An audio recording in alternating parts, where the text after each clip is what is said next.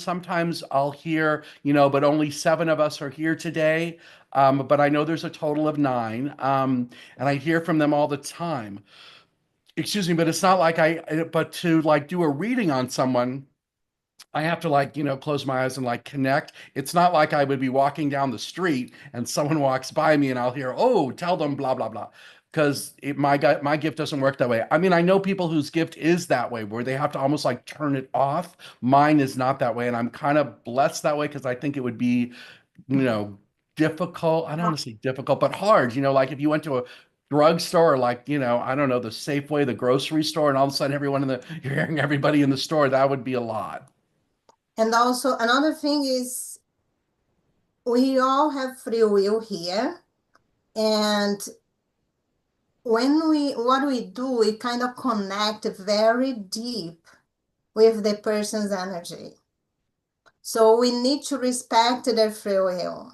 For example, I'm also a channel, I do through automatic writing, but I cannot just hear that that a friend of mine in Brazil is having a problem, and they're just saying, "Oh, I think I'm gonna just get a message for her from her higher self to help out."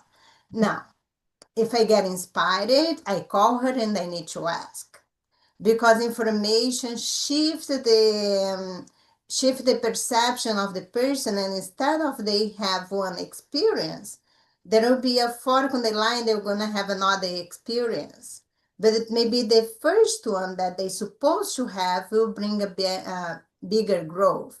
So it's not really for us psychic to be walking on the street and, hey, you red shirt, come over here. We Yes. don't need to, we're not supposed to do that. There is really rare cases that some people are guided to do that, but it's very specific, and then it's come from their own guide of that person.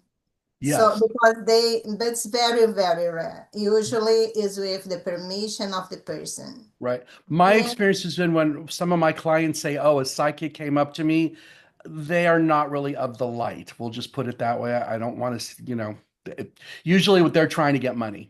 And there's someone here in town who does it who's dishonest. And so without going into it really any further. So I would say if you're watching this and someone comes up to you out of the blue, just kind of, I want to say just be wary a little bit. Because like I don't do that. I mean, one time I only did it once when I was working at the department store and I was doing customer service and someone came in and in my head I'm hearing, tell her she is an amazing soul and that this too will pass. So after the transaction, I said to her, you know what? I'm a psychic. I hear messages. I am supposed to tell you this.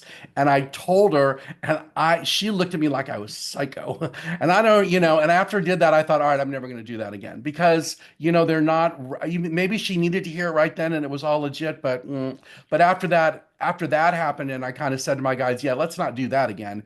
That's oh really never yes, happened.